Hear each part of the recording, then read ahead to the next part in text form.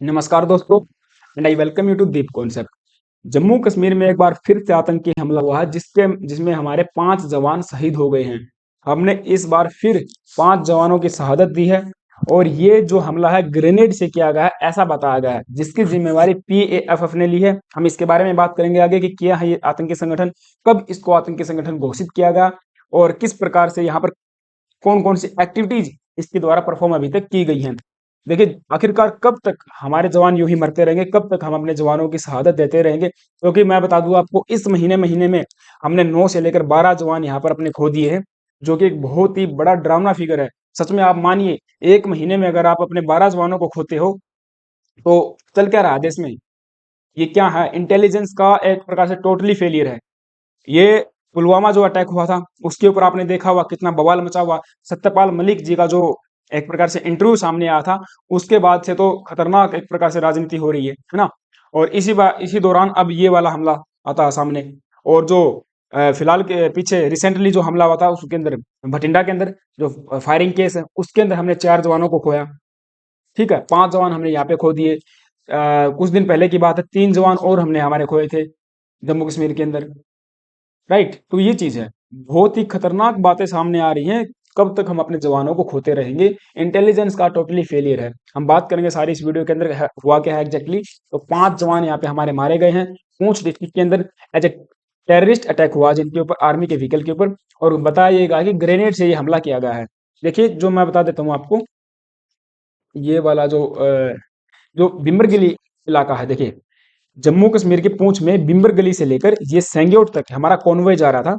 इस कॉन्वॉय को कहीं ना कहीं यहीं पर इसी इलाके के अंदर घात लगाकर आतंकवादियों के द्वारा हमला किया गया है। ठीक है, अब ये कम से कम आप लगाओगे कि 22 किलोमीटर का रास्ता है और इस रास्ते के अंदर कहीं ना कहीं यहीं पर पहले से ही इनको मालूम था कि कॉन्वॉय मूव करेगा। और उन्होंने घात लगाकर 5 ग्रेनेड फायर किए गए हैं, जिसमें गाड़ी पूरी तरीके से धधक धधक कर जलती रही और हमारे जवान, 5 जवान यहाँ पर वीर गति को प्राप्त हो गए, जिनमें से एक जवान ये बताया गया है, छठा जो जवान है वो अभी के लिए गंभीर हालत में है। उसको राजौरी के हॉस्पिटल में भर्ती करवाया गया है, फिलहाल के लिए उसका इलाज चल रहा है। हम लोग भगवान से प्रार्थना करते हैं कि उनकी एक प्रकार से जान बचे, उनके परिवार को सांत्वना मिले और जो हमारे जवान वीर गति को प्राप्त हुए हैं उनकी भी आत्मा को शांति मिले। और उनके जो परिवार हैं उनके प्रति हमारी बहुत ही ज्यादा सहानुभूति है। अब वैसे अगर देखा जाए गाइज, तो ये सब बातें बोलना, कभी कमेंट करना, सोशल मीडिया के ऊपर वीडियोस बनाना काफी आसान होता है यहाँ पर बैठ के, लेकिन जो जवान यहाँ पे शहादत प्राप्त करते हैं उनके परिवार से पूछिए, माँ बाप से पूछिए, उन पत्नी से पूछिए, बच्चों से पूछिए कि उनके ऊपर क्या बीतेगी, किस प्रकार से उनकी जिंदगी बदल गई है, किस प्रकार से अब वो अपना एक प्रकार से आगे की जिंदगी को जिएंगे। ये बहुत ही दर्दनाक घटना है। हम सब बैठ के ट्वीट करके, है ना, सोशल मीडिया के ऊपर कमेंट करके, इंस्टाग्राम के ऊपर, ये आसान होता है बहुत ज्यादा बोलना कि हम साथ हैं आपकी, ये सब चीजें बस। लेकिन एक्चुअल में अगर आप देखोगे ग्राउंड लेवल के ऊपर, तो जो दुख, जो दर्द, जो पीड़ा उठानी पड़ेगी वो इनके परिवार को ही उठानी पड़ेगी। ठीक है, तो ये चीज है। हालांकि हमारे पूरे देश को, पूरे नेशन को यहाँ पे लॉस होता है जब जो कोई जवान वीरगति को प्राप्त होता है। राइट, तो मैंने बताया बिम्बर गली से लेकर सेंग्योट तक ये वाला जो कॉन्वॉय मूव करने वाला था, इसके ऊपर कहीं ना कहीं आर्मी के व्हीकल के ऊपर यहाँ पे हमला किया गया है। और तकरीबन आप ये लगा लीजिए 3 बजे की बात हो जाएगी। ठीक है, कल यानी कि 20 अप्रैल को 3 बजे की बात हो जाएगी।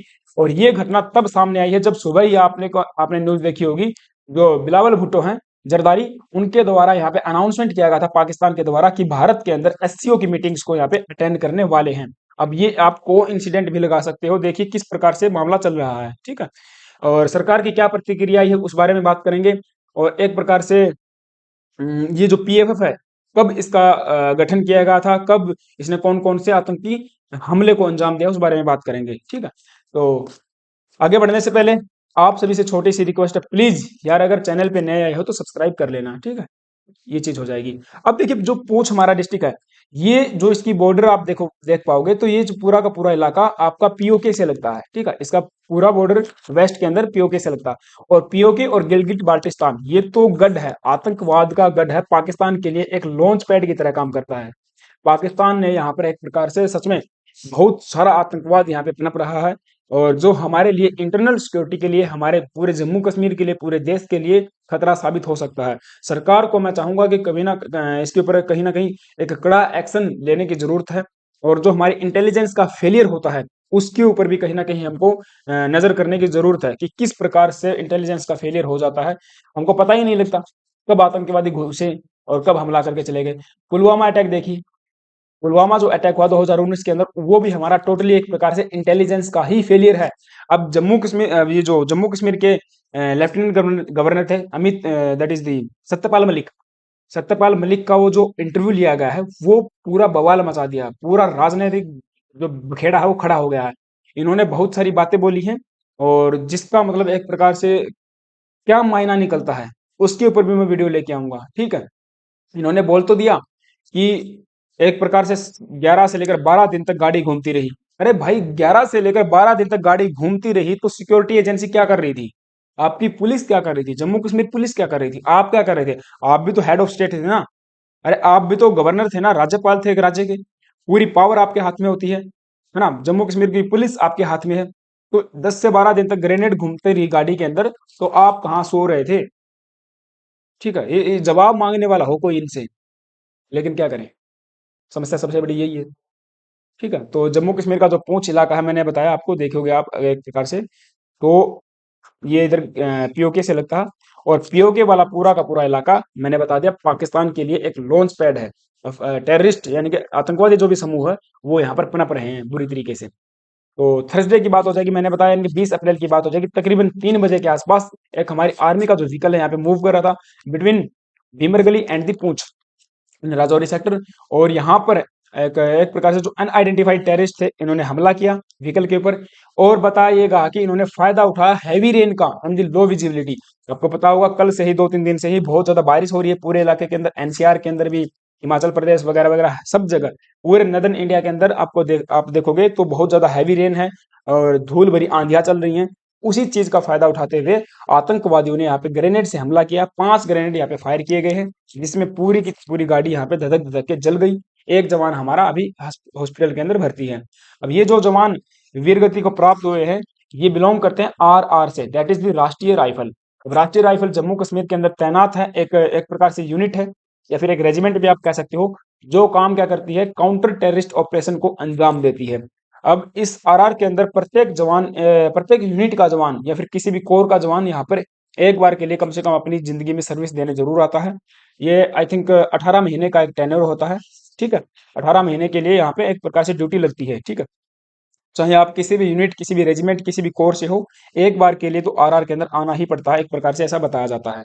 तो ये चीज है। अब आरआर का काम ही क्या होता है, जो भी टेररिस्ट अटैक होते हैं, जो भी ऑपरेशन होते हैं, उनको काउंटर करना। राइट, तो ये चीज है। अब यहाँ पर मैंने बता दिया ना, एक जवान को इमीडिएट बेस के ऊपर राजौरी के हॉस्पिटल में भर्ती करवाया गया, जो कि बुरी तरीके से गंभीर है। तो जैसे ही हमले की जानकारी हुई, वैसे ही ऑफिशियल्स ने यहाँ पे ऑपरेशन, सर्च ऑपरेशन जारी कर दिया गया। ड्रोन की हेल्प से, यहाँ पे बताया गया कि ड्रोन की हेल्प से जो भी यहाँ पे आतंकवादी थे, उनको ढूंढने के लिए कोशिश की जा रही है। राइट, तो drone surveillance and search operation underway in the area where terrorist fire on an army truck in Jammu Kashmir Poonch, ये बात हो जाएगी। अब ये अगर आप हालत देखोगे ना, ये देखिए कितनी बुरी हालत है। इस ट्रक को देखकर, इस गाड़ी को देखकर हम अंदाजा भी लगा सकते हैं कि कितना बुरी तरीके से हमला किया होगा। ठीक है, जो हमारे डिफेंस मिनिस्टर राजनाथ सिंह, उन्होंने एक प्रकार से उनको ब्रीफ किया गया है by the army chief general Manoj Pande के द्वारा अबाउट द टेररिस्ट अटैक, और उनके द्वारा भी कंडोलेंस मैसेज यहाँ पे आया है। हालांकि केवल राजनाथ सिंह के द्वारा ही यहाँ पे ट्वीट करके मैसेज किया गया है, बाकी किसी भी बड़े बड़े लीडर के द्वारा यहाँ पे कोई भी एक प्रकार से सहानुभूति या फिर कोई मैसेज या फिर कोई इस घटना के बारे में जानकारी अभी के लिए, जब तक मैं वीडियो रिकॉर्ड कर रहा हूँ गाइज, तब तक के लिए नहीं आया है। ठीक है, तो ये चीज है। और एक चीज और यहाँ पे देखने को मिली कि मई के महीने में श्रीनगर के अंदर G20 की टूरिज्म वर्किंग ग्रुप की मीटिंग होने वाली है। उसके पहले ये वाला हमला देखने को मिला है, तो ये भी अपने आप में कहीं ना कहीं कंसर्निंग बात होने वाली है कि हमको सिक्योरिटी एजेंसी को बढ़ाना पड़ेगा, जो हमारी सिक्योरिटी है उस चीज को एक प्रकार से इंप्रूव करना पड़ेगा जम्मू कश्मीर में, अगर हमको ये मीटिंग सक्सेसफुल करवानी है। ठीक है, तो शुरुआत में ये बताया गया था कि ये लाइटनिंग स्ट्राइक हो सकती है, लेकिन ऐसा नहीं था। जब बाद में जांच चली, इंक्वायरी बैठी, तब पता चला कि इंक्वायरी जो लाइटनिंग स्ट्राइक नहीं है, क्योंकि हैवी रेन है भाई, हैवी रेन के अंदर लाइटनिंग होती रहती है, आपको पता है। तो हो सकता है कहीं ना कहीं लाइटनिंग हुई हो, तो वो चीज नहीं है यहाँ पर। ठीक है, एक ग्रेनेड से ही हमला यहाँ पे किया गया, आतंकवादी घात लगाकर बैठे थे और उन्होंने हमला कर दिया, अंजाम दे दिया। तो ये चीज है। अब डिफेंस मिनिस्ट्री के द्वारा यहाँ पे हम कह सकते हैं कि राजनाथ सिंह के द्वारा यहाँ पे ट्वीट आया है।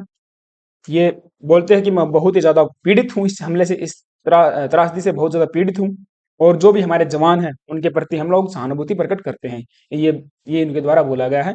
फिलहाल के लिए अगर मैं बता दूं, केवल राजनाथ सिंह या फिर जो अपोजिशन के लीडर हैं जैसे कि राहुल गांधी या फिर प्रियंका गांधी है, सोनिया गांधी जी हैं, और अरविंद केजरीवाल है ना, भगवत मान, ये सब जो भी अपोजिशन के लीडर हैं उनके द्वारा मैसेज यहाँ पे आ चुका है। जब तक मैंने देखा था, मैं सारे तो नहीं डाल पाया, लेकिन सरकार की तरफ से, चाहे प्राइम मिनिस्टर हो, चाहे राष्ट्रपति जी हो, चाहे फिर आपके अनदर कोई लीडर हो, कोई कोई मिनिस्टर हो, अमित शाह जी हो, किसी की तरफ से अभी के लिए, जब तक मैं वीडियो रिकॉर्ड कर रहा हूँ गाइस, ये 8 बजे हुए हैं, 8 बल्कि 8:30 हैं, ठीक है, तब तक के लिए कोई भी मैसेज नहीं आया है, ठीक है, ये सच्चाई मैं आपको बताता हूँ। तो डिफेंस मिनिस्टर ने यहाँ पे एक और तो कर लिया है इसको, एक प्रकार से जांच के आदेश यहाँ पे दे दिए गए हैं, ठीक है।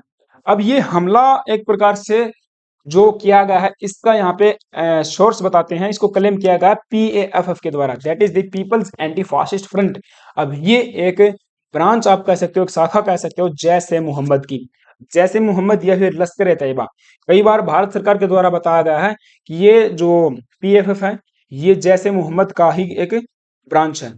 तो जैसे मोहम्मद को 7 जनवरी 2023 को, अगर आप यहाँ पे देख पाओगे, 7 जनवरी 2023 को जैसे मोहम्मद को एक आतंकवादी टेररिस्ट ग्रुप यहाँ पे घोषित किया गया था भारत सरकार के द्वारा।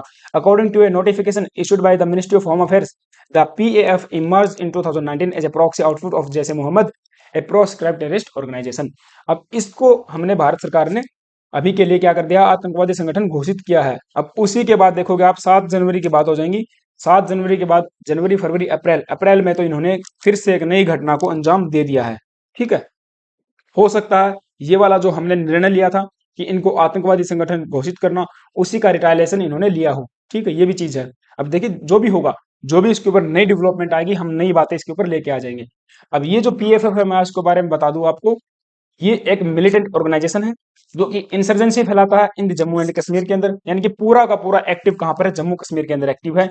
और ये भी बताया जाता है कि it is an offshoot of the Lashkar e Taiba, या फिर कहीं ना कहीं जैसे मोहम्मद का ही एक ब्रांच है। तो जो ट्रैकिंग टेररिज्म करके है जो वेबसाइट, उनके द्वारा तो बताया जाता है कि 2020 में इसका उदय हुआ था, और जैसे मोहम्मद या फिर लश्कर ए तैयबा का एक ब्रांच है। लेकिन भारत सरकार कहती है it is a branch of या फिर ऑफशोट ऑफ लश्कर ए तैयबा या फिर जैसे मोहम्मद। कोई दिक्कत नहीं यार, दोनों आतंकवादी संगठन है, दोनों लश्कर ए तैयबा हो फिर जैसे मोहम्मद हो, तो किसी की भी ब्रांच हो, है तो आतंकवादी, ये चीज है। जैसे मोहम्मद के बारे में देखिए, मैं एक वीडियो सेपरेट लेके आऊंगा। जो भी आतंकवादी संगठन जम्मू एंड कश्मीर के अंदर एक्टिव है, जिन्होंने बहुत सारी घटनाओं को अंजाम दिया, उनके ऊपर एक सेपरेट वीडियो में लेके आऊंगा। आपको जानना चाहिए कि किस किस प्रकार से आतंकवादी संगठन बनते हैं। और ये अगर देखिए, ये जैसे मोहम्मद की अगर बात करें, तो इसकी शुरुआत देवबंदी, आपने सुना होगा इसके बारे में, आई एम श्योर। देवबंदी जो मूवमेंट था हमारे उत्तर प्रदेश के अंदर, इसी से, यानी कि इसी के ऊपर जो आइडियोलॉजी है, इसी की जो आइडियोलॉजी है, उसी से इसका उदय हुआ है जैसे मोहम्मद का, ठीक है। इसके ऊपर सेपरेट वीडियो में पक्का लेके आऊंगा। 2000 के अंदर, साल 2000 में इसका उदय हुआ था, पाकिस्तान के बहावलपुर के अंदर। बहावलपुर में इसके हेडक्वार्टर्स आपको देखने को मिलेंगे। और जो 2001 का अटैक था पार्लियामेंट के ऊपर, वो इनके द्वारा किया गया।